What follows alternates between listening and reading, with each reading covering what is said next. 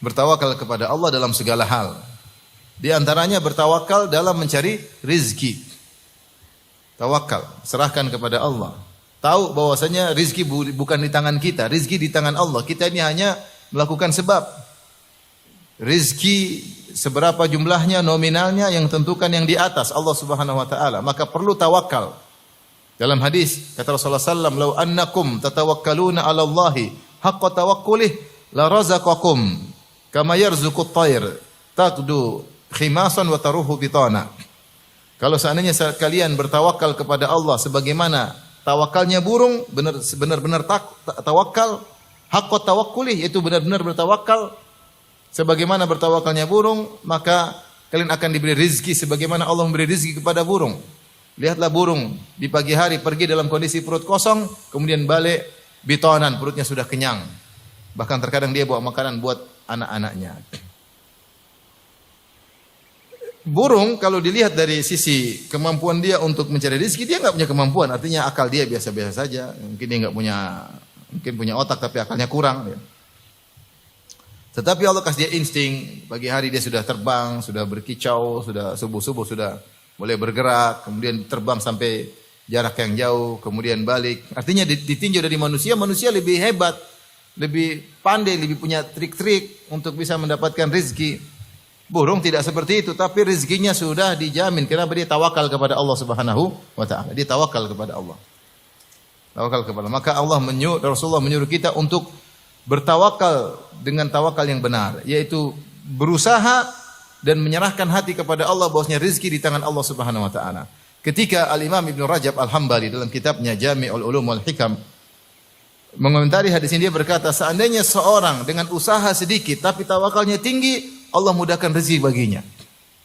Usaha tidak seberapa, ada usaha bukan tidak berusaha. Burung terbang atau tidak? Terbang, bukan domprok di sarangnya, enggak. Kalau domprok di sarangnya mungkin diomel sama burung betina ya. Bukan dia terbang. Dia terbang cari makan. Tapi ada waktunya dia pulang istirahat. Sebagian manusia 24 jam kerja. Kalau bisa satu hari 30 jam dia akan jalanin. Tapi kadang-kadang rezekinya segitu-gitu saja. Oleh karenanya dilihat dari usaha burung tidak segitu besar, tapi tawakalnya benar membuat dia dimudahkan rezekinya. Kata Ibnu Rajab Al-Hambali mengomentari hadis ini, seandainya seorang berusaha dengan bukan usaha yang besar, tapi tawakalnya tinggi, Allah akan mudahkan hasil yang lebih baik, hasil yang maksimal. Jadi terkadang kita ini berusaha, kita ngandalin kemampuan kita. Lupa bahwasanya yang menentukan keberhasilan adalah siapa? Di atas Allah Subhanahu wa taala. Maka kita perbaiki diri. Saya berusaha, tapi saya harus meminta kepada Ar-Razzaq, Sang Maha Pemberi rezeki. Lihatlah betapa banyak orang ketika mencari rezeki dia tawakalnya kepada bosnya. Dia pikir rezeki dari bosnya. Bosnya ini yang ngatur hatinya siapa? Allah. Kalau Allah membuat hati bos ini tidak kasih gaji, tidak kasih gaji. Jadi rezekimu bukan di tangan bosmu, rezekimu di tangan siapa? Allah Subhanahu wa taala. Ini butuh tawakal yang tinggi. Ini masalah hati tidak kelihatan. Percuma kita bilang saya tawakal, tapi kalau hati kita tidak tawakal, ya. Maka kita tawakal hati kita, tawakal dan kita kuatkan dengan lisan kita. Tawakkaltu 'ala Allah, aku bertawakal kepada Allah. Maka di antara amal yang mudah untuk mendapatkan rezeki adalah bertawakal ketika mencari rezeki tersebut. Ya. Mencari rezeki tersebut ya. Taib. Amal yang keberapa sekarang? Yang ketiga. Yang ketiga di antaranya adalah meningkatkan ketakwaan, Takwa, apa itu takwa? Takwa kata Ali bin Abi Thalib radhiyallahu taala anhu, al-khaufu minal jalil. Takut kepada Allah Subhanahu wa taala. Wal amalu bitanzil, dan mengamalkan Al-Qur'an. Wal qana'atu bil qalil. Qanaah dengan harta mungkin yang tidak banyak, sedikit. Wal istidadu li yaumir rahil, dan persiapan untuk hari kematian. Itu intisari takwa kata Ali bin Abi Thalib. Ya. Al-khaufu minal jalil, takut kepada Allah Subhanahu wa taala. Wal amalu bitanzil, mengerjakan isi Al-Qur'an. Al-qana'atu bil qalil, qanaah dengan meskipun sedikit harta. Wal istidadu li yaumir rahil, dan persiapan untuk hari berikutnya, hari kematian. Takwa hakikatnya adalah meninggalkan larangan Allah Subhanahu wa taala. Itulah takwa. Meninggalkan larangan Allah Subhanahu wa taala.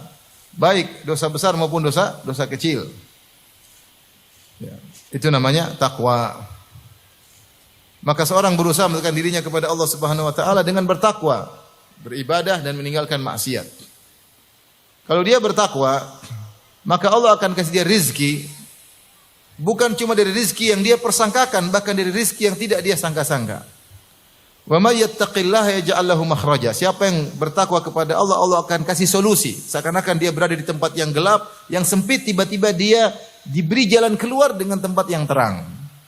Wa may yattaqillaha yaj'al lahu makhraja. Siapa yang bertakwa kepada Allah, maka Allah berikan dia jalan keluar, solusi. Bukan cuma itu, wa yarzuquhu min haitsu la yahtasib. Dan Allah beri rezeki kepada dia dari arah yang dia tidak sangka-sangka. Tapi kalau dia bertakwa, rezeki yang Allah berikan tersebut rezeki yang berkah. Banyak orang tidak bertakwa dikasih rezeki, benar dikasih. Orang kafir dikasih rezeki tapi tidak berkah.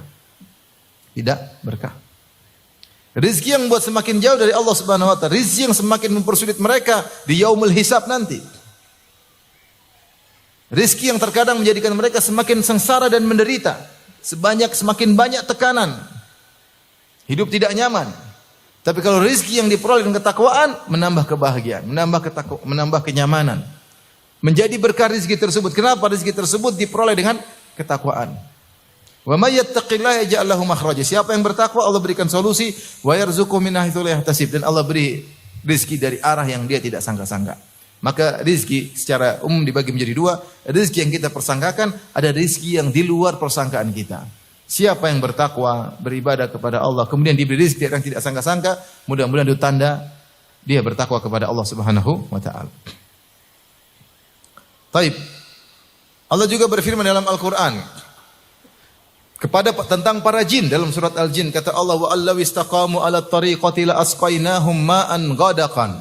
Seandainya mereka istiqamah di jalan yang benar, yaitu para jin istiqamah, kami akan turunkan kepada mereka hujan yang lebat. Kata para ulama, maksudnya ini ungkapan orang Arab tentang rizki yang banyak. Jin saja kalau bertakwa Allah kasih rizki yang banyak. Allah mengatakan, walau anna ahlal qura amanu wattaqau la fatahna alaihim barakatim minas sama'i wal ard. Seandainya penduduk suatu negeri beriman dan bertakwa, maka kami akan bukakan keberkahan-keberkahan kami. Barakatim minas sama'i wal ard, dari langit dan pun dari bumi. Keberkahan, rezeki yang penuh keberkahan. Syaratnya beriman dan bertakwa. Jadi seorang kalau ingin rezekinya dimudahkan, hendaknya dia bertakwa kepada Allah Subhanahu wa taala.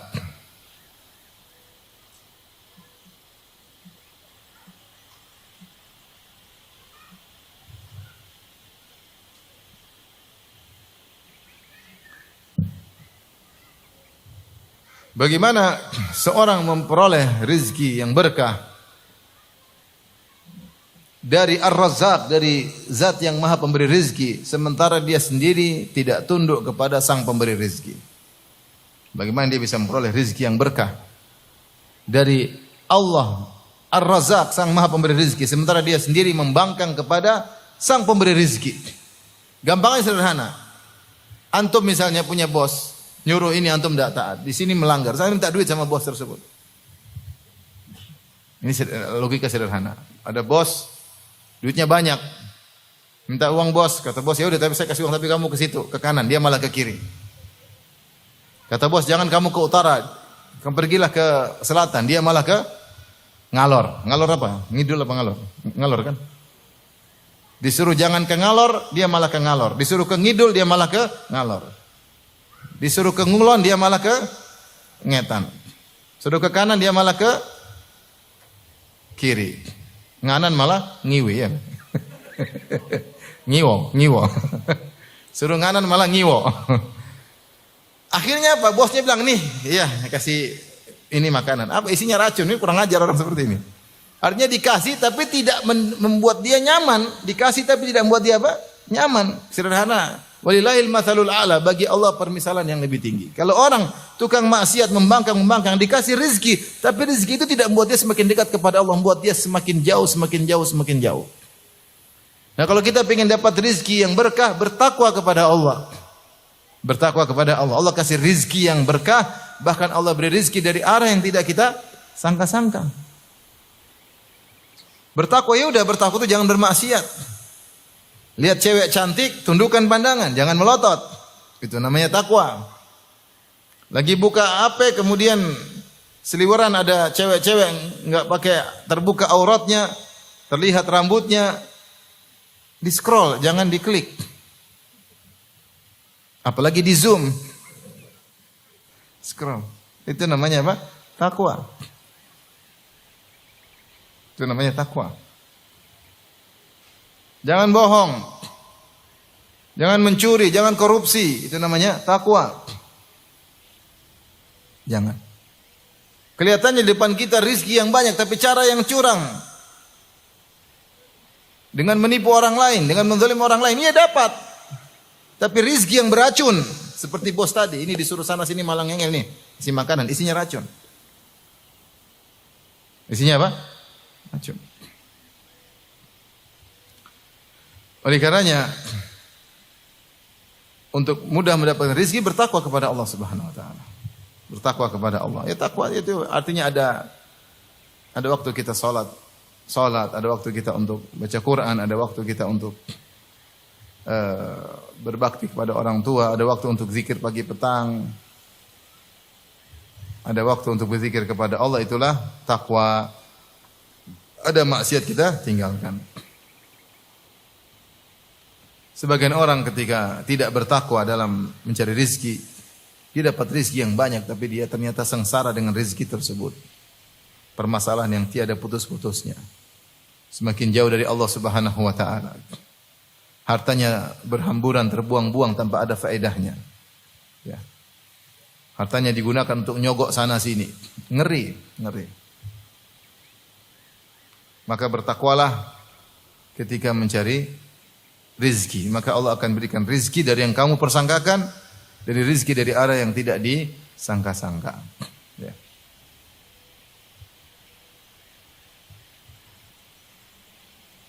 Berikutnya, di antara yang keberapa?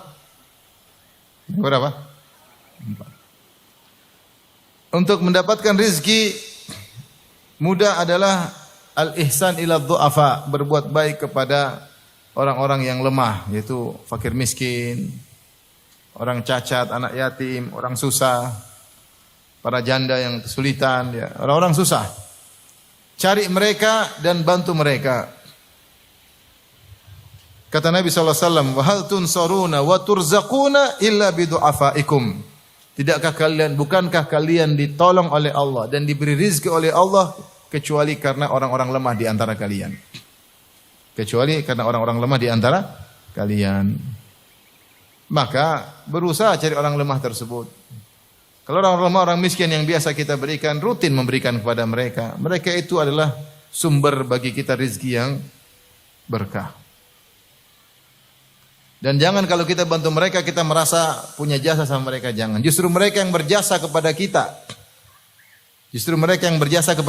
Kepada kita. Dengan sebab mereka, kita bisa menyalurkan harta kita dengan penyaluran yang benar. Dengan sebab mereka, maka Allah akan menambah rizki kepada kita. Sebelum saya lanjutkan, karena banyak hal-hal yang bisa menambah rizki, terkait dengan amal soleh, Allah tambah rizki. Maka saya ingatkan, ketika kita melakukan amal-amal soleh tersebut, tetap orientasi kita utama adalah akhirat.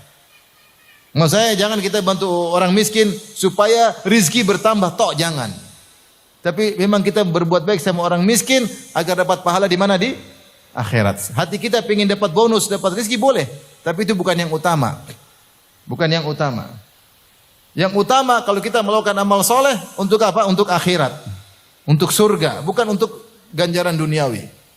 Namun terkadang syariat memberikan juga ganjaran duniawi, di antaranya diberikan kelapangan rizki. Dan banyak amalan-amalan yang mendatangkan ganjaran duniawi sebelum ganjaran akhirat. Di antara ganjaran duniawi tersebut misalnya kelapangan rezeki. Nah, kita yang mengamalkan amal soleh tersebut, Jadikan orientasi kita adalah untuk akhirat. Jangan sampai niat duniawi yang mendominasi. Karena para ulama membagi amal soleh menjadi 3 kemungkinan ditinjau dari niat. Yang pertama, seorang beramal soleh niatnya 100% untuk akhirat. Dia tidak mikir ganjaran duniawi sama sekali. Maka itu yang paling sempurna. Itu yang paling apa? Sempurna. Ya bantu-bantu aja, tidak harus. Pokoknya saya ingin cari akhirat. Dia tidak ada pikiran untuk dunia, tidak ada. Ini yang paling sempurna. Yang kedua, terbetik dalam hatinya, meskipun niat dia adalah untuk mendapatkan ganjaran akhirat, tetapi terbetik dalam dunianya juga, dalam hatinya untuk mendapatkan ganjaran duniawi yang disegerakan. Contoh tadi, supaya rezekinya lancar, supaya dijaga hartanya, dijaga oleh Allah Subhanahu wa taala. Itu kan duniawi semua. Duniawi atau bukan? Duniawi. Apakah boleh? Boleh. Tetapi tidak boleh mendominasi. Tidak boleh mendominasi. Tetap niat akhirat yang harus mendominasi. Kemungkinan yang ketiga, ya, atau ada empat model. Kemungkinan ketiga, seorang beramal soleh mencampurkan niat akhirat dengan niat duniawi, tetapi niat duniawinya lebih mendominasi. Maka ini hukumnya haram. Ini hukumnya apa? Haram. Allah mencela orang yang seperti ini, beramal akhirat untuk dunia. Allah mencela. Jika niat duniawinya mendominasi, maka ini tercela. Bahkan dia berdosa. Dan kemungkinan yang keempat, dia beramal soleh, niatnya duniawi tok. Tidak ada niat akhirat sama sekali. Niatnya duniawi tok. Maka ini dosa besar. Ini dosa terbesar, termasuk syirik, kata para ulama. Minar syirki iradatud dunya bi amalil akhirah. Di antara kesyirikan adalah mengharapkan ganjaran duniawi murni dengan amal soleh. Maka ini syirik. Saya ulangi, jadi ada berapa kemungkinan? 4 kemungkinan. Yang pertama, beramal soleh niatnya akhirat murni, maka ini yang terbaik.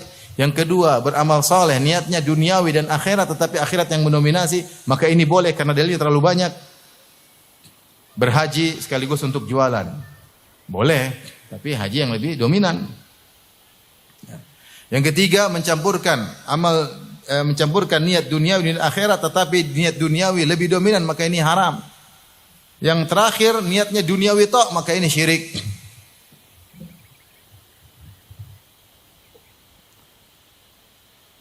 Kata Allah, "Man kana yuridul hayatad dunya wa zinataha nuwaffi ilaihim a'malahum fiha wa hum fiha la yubkhasun. Ulaika alladziina laysa lahum fil akhirati illa an-nar wa habita ulaika alladziina laysa lahum fil akhirati illa an-nar." Kata Allah Subhanahu wa taala, siapa yang menginginkan kehidupan dunia dan perhiasannya, ya, maka ya, kami penuhi keinginannya tersebut. Tetapi di akhirat dia tidak mendapatkan apa-apa. Di dunia wahum la yubkhasun, tidak dikurangi. Ulaika alladziina laysa lahum fil akhirati illa an-nar. Wa habita ma sana'u fiha wa batilun ma kanu ya'malun. Maka amal soleh yang mereka kerjakan semua akan sia-sia. Kenapa? Ketika dia beramal soleh niatnya duniawi murni. Makanya ketika Allah berbicara tentang orang-orang yang berhaji, Allah menyebutkan 2 model manusia. Ada yang berhaji niatnya duniawi saja, dia berdoa minta dunia-dunia saja. Dan ada yang ketika berhaji dia minta dunia dan akhirat. Kata Allah, "Faminan nasi may yaqulu rabbana atina fid dunya wa ma lahu fil akhirati min khalaq. Wa minhum man yaqulu rabbana atina fid dunya hasanah wa fil akhirati hasanah wa qina adzabannar." Kata Allah, di antara orang-orang yang berhaji, dia haji. Tapi doanya apa? Rabbana atina fid dunya, ya Allah berikanlah kami kebaikan di dunia. Wa ma lahu fil akhirati min khalaq, di akhirat tidak dapat apa-apa karena dia niatnya untuk duniawi murni. Wa minhum, di antara mereka, man yaqulu rabbana atina fid dunya hasanah, di antara mereka ada yang berdoa, ya Rabb kami berikanlah kami kebaikan di dunia, kebaikan di akhirat, dan lindungi kami dari azab neraka jahanam. Ini terpuji. Karena ketika mereka minta dunia dan akhirat. Oleh karenanya jangan sampai, maksud saya, kemudian sedekah nanti dapat 10 kali lipat, 20 kali lipat. Akhirnya kita benar-benar motivasi kita benar-benar untuk apa? Dunia. Ini tidak boleh. Tidak boleh. Tidak boleh. Oleh karenanya meskipun Nabi SAW menyebutkan tentang ganjaran duniawi terhadap sedekah, tapi yang Nabi sebutkan banyak tentang ganjaran ukhrawi, banyak. Shadaqatu burhan, sedekah adalah bukti keimanan misalnya. Bahwasanya sedekah akan menaungi seorang pada hari kiamat kelak. Meskipun Rasulullah juga mengatakan sedekah menambah harta. Oleh karenanya maksud saya ketika kita bicara tentang apa yang kita sebutkan ini, sebab-sebab menambah rizki dengan amal soleh, jangan sampai, saya ingatkan, jangan sampai motivasi kita orientisnya adalah dunia, paham? Jangan sampai dunia yang mendominasi. Di antara doa Nabi SAW, wala taj'alid dunya akbaru hammina wala mablagha ilmina. Ya Allah, janganlah kau jadikan dunia sebagai cita-cita kami, puncak yang mendominasi kami. Wala mablagha ilmina, dan jangan menjadikan dunia sebagai puncak ilmu yang kita pelajari. Taib. Jadi tadi berbuat baik kepada orang-orang susah. Cari orang-orang susah tersebut. Orang susah ada yang di depan kita, ada yang kita cari. Yang kita cari. Ya. Kata Allah memuji para penghuni surga, Allah mengatakan wa fi amwalihim haqqul lis-sa'ili wal mahrum. Wa fi amwalihim haqqum ma'lum lis-sa'ili wal mahrum. Dan mereka yang tahu bahwasanya dalam harta mereka ini ada bagian yang bukan milik mereka, tapi bagian milik orang-orang miskin. Siapa orang miskin tersebut? Allah bagi dua, lis-sa'ili wal mahrum. Ada orang miskin yang minta-minta, kasih kalau memang kita punya. Ada yang mahrum tidak minta-minta. Dia mungkin malu, mungkin dia tidak sempat minta, mungkin dia terduduk di rumahnya, mungkin dia sudah kerja tetapi penghasilannya kurang. Ini orang susah, yang mungkin mereka malu untuk minta-minta. Nah kita cari mereka, cari mereka. Karena orang yang susah itu ada dua, ada yang minta-minta langsung ada, dan itu banyak. Dan ada yang tidak minta-minta, tapi terlihat dari raut wajahnya yang kesulitan, dari pakaiannya, dari cara ngomongnya, terlihat kesulitan yang dia hadapi. Maka kita harus peka. Jangan kita tunggu dia minta, jangan. Kita tahu dia susah, kalau kita punya kasih. Kita menjaga ma'u wajhi, itu kita menjaga harga dirinya.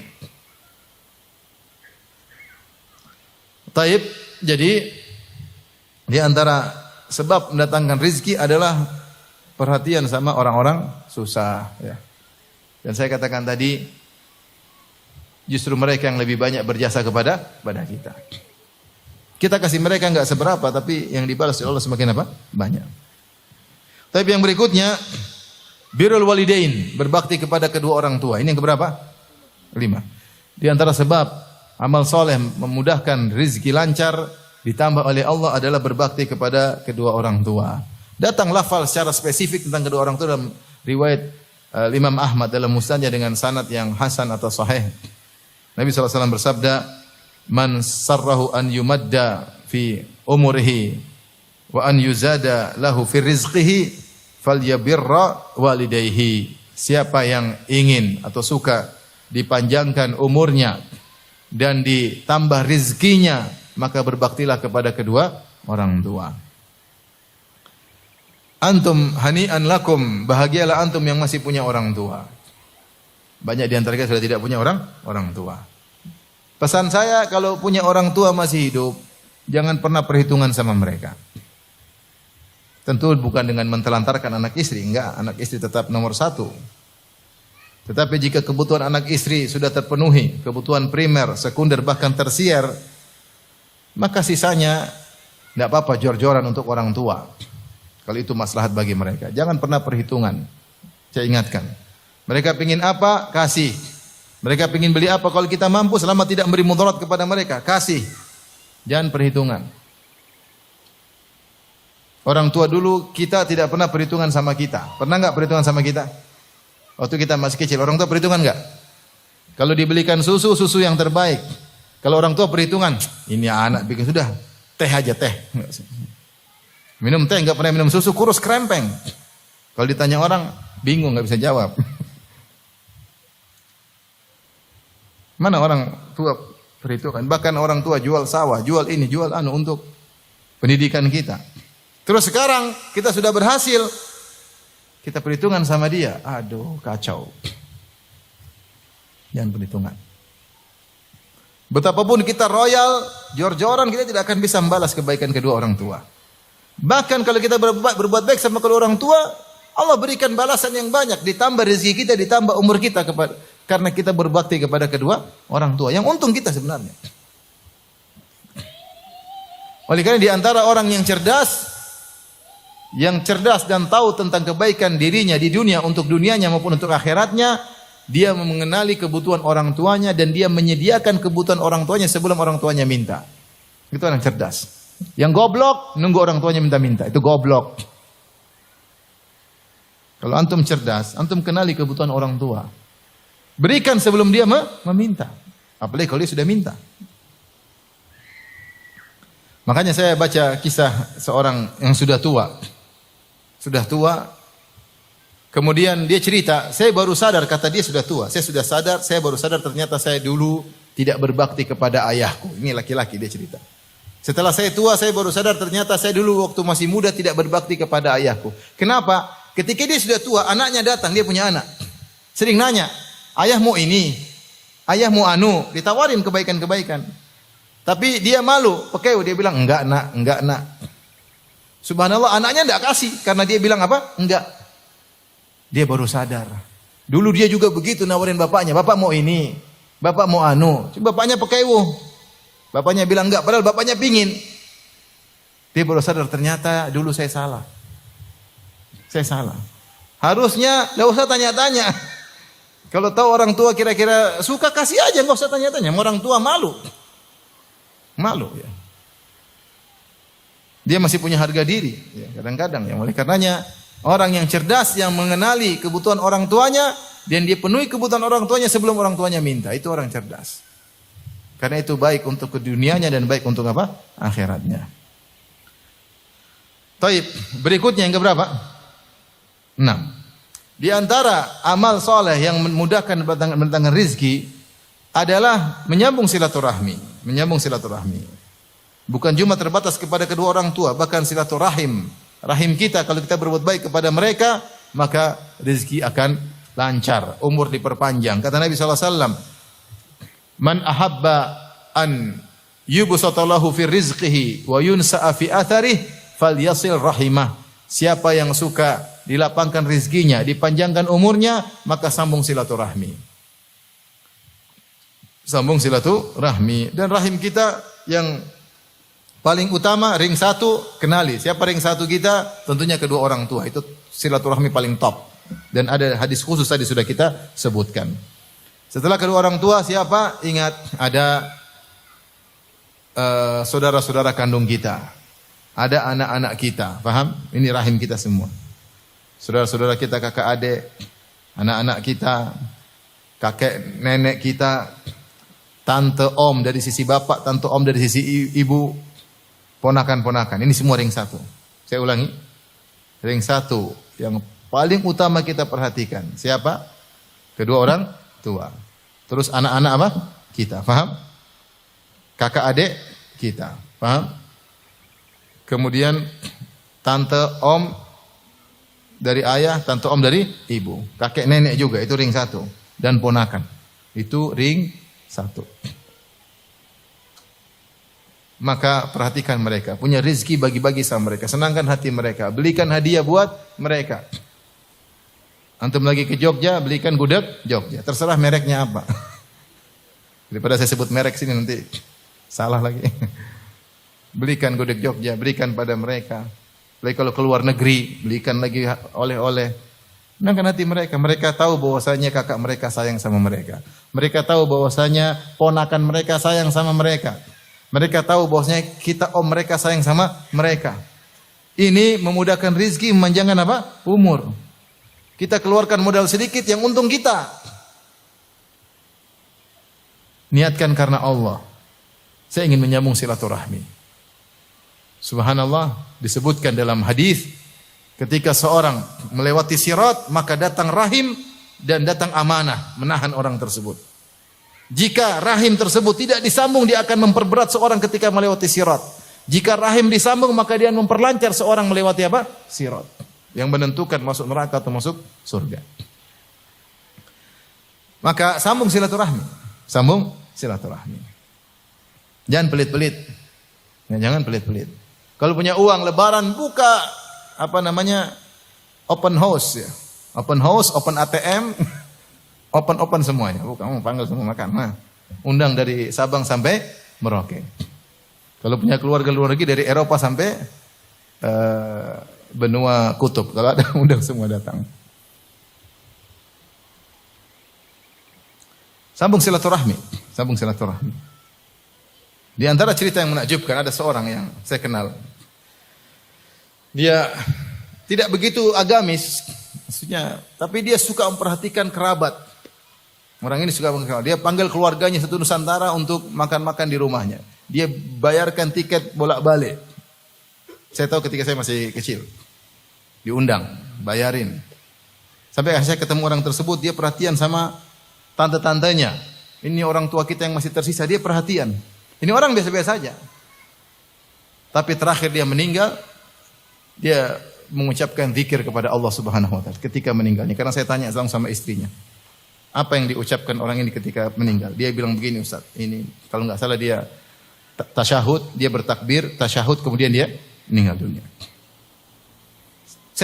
Menurut saya tidak ada amalan yang mungkin hebat dari dia kecuali seperti silaturahmi. Luar biasa. Oleh karenanya ikhwan, jadilah kalau antum punya rizki, punya duit banyak, carilah kedudukan di sisi Allah dengan menyambung silaturahmi. Antum mungkin orang sibuk, enggak apa-apa sibuk, enggak usah store muka, yang penting store fulus. Orang lebih bahagia lihat fulus antum daripada muka antum. Next transfer aja enggak sempat, sibuk banyak kirim duit, senang dia. Senang atau tidak? Senang. Siapa tidak suka dengan fulus? Siapa yang enggak suka? Kita aja suka. Antum bagikan kebahagiaan antum sama sebagian orang, udah insyaallah dia senang. Dia senang, maka ente ditambah rezekinya, ditambah umurnya. Yang harusnya antum mati besok tertunda minggu depan. Oleh karenanya di antara sebab nambah rezeki dan lapang tambah umur adalah menyambung silaturahmi. Dalam riwayat yang lain atau hadis yang lain Rasulullah SAW bersabda, silaturahim mahabbatun fil ahli mathratun fil mal.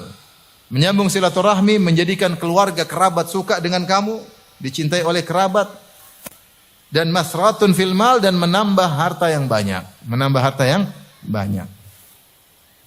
Ini silaturahmi. Taib yang berikutnya.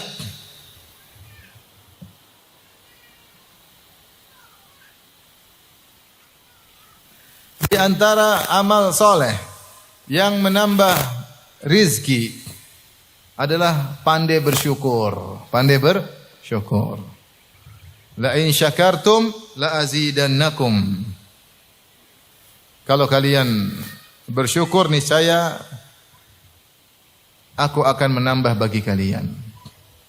Kadang ini kita tidak bersyukur. Bersyukur, nikmati apa yang Allah berikan. Alhamdulillah, alhamdulillah, alhamdulillah. Sering memuji Allah.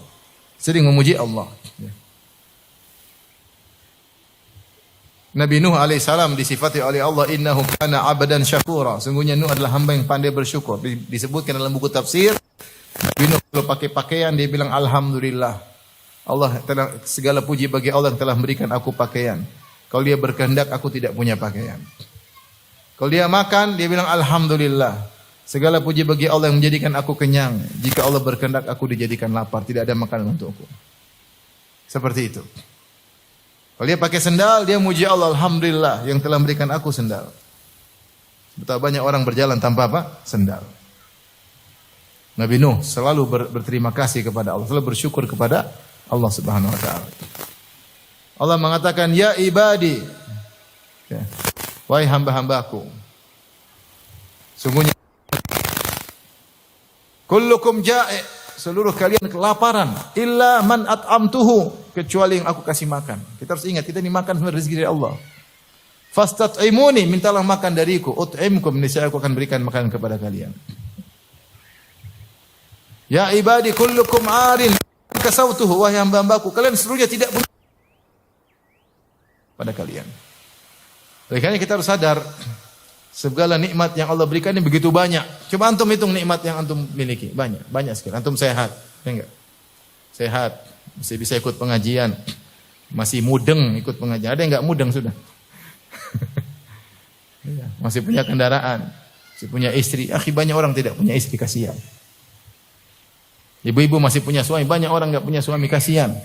Datang kemarin kapan di Jakarta, ibu-ibu sekian orang, umur 49, 50. Ustaz carikan dong, Ustaz carikan. Oh, kasihan. Akhirnya ada satu dapat, alhamdulillah. Yang lain kasihan. Ini tidak bersyukur, udah punya suami, diomelin melulu. Lihat masih banyak orang tidak punya apa? Suami, kasihan. Nggak ada tempat untuk diomelin. Ya akhi, subhanallah. Banyak mau kita syukuri. Lihat banyak orang susah nggak makan, masih banyak orang mau lebaran nggak bisa beli baju lebaran, masih banyak orang. Mau lebaran bingung. Bingung. Sampai ada kejadian di kota, nggak sekolah. Nggak sekolah. Kenapa? Dia malu karena bajunya nggak ganti-ganti. Lebaran nggak keluar rumah. Kenapa? Nggak punya baju lebaran karena bakalan dibully sama teman-temannya. Dia lebaran nggak keluar rumah. Nggak punya baju lebaran. Bayangkan kita masih kecil. Mama orang beli baju lebaran, mama nggak punya uang. Kira-kira gimana? Malu nggak mau keluar rumah. Kita masih bisa belikan baju lebaran buat anak-anak kita. Nah kita ini kalau bersyukur Allah tambah. Itu nggak masalah kalau nggak bersyukur. Ngeluh melulu. Lihat ke bawah masih banyak orang yang susah. Masih banyak orang yang susah. Oleh karenanya di antara bentuk bersyukur kita gunakan ya, nikmat yang Allah berikan kepada kita untuk mendekat kepada Allah Subhanahu wa taala, bukan untuk berfoya-foya, bukan untuk bangga-banggaan, sombong-sombongan. Itu jalan syaitan, Jadi untuk menambah rizki dengan banyak bersyukur kepada Allah. Di antara bukti bersyukur yang paling besar adalah beramal saleh. Kata Allah kepada Nabi Sulaiman bin Daud alaihi wassalam, "I'malu ala Dawud syukra." Beramalah kalian wahai keluarga Daud sebagai bentuk syukur kepada Allah. Ketika Nabi Musa alaihissalam diselamatkan oleh Allah dari kejaran Fir'aun dan Fir'aun ditenggelamkan, kata Nabi SAW, fasamahu Musa syukran lillah. Maka Musa pun bersyukur, berpuasa kepada Allah karena bersyukur atas nikmat tersebut.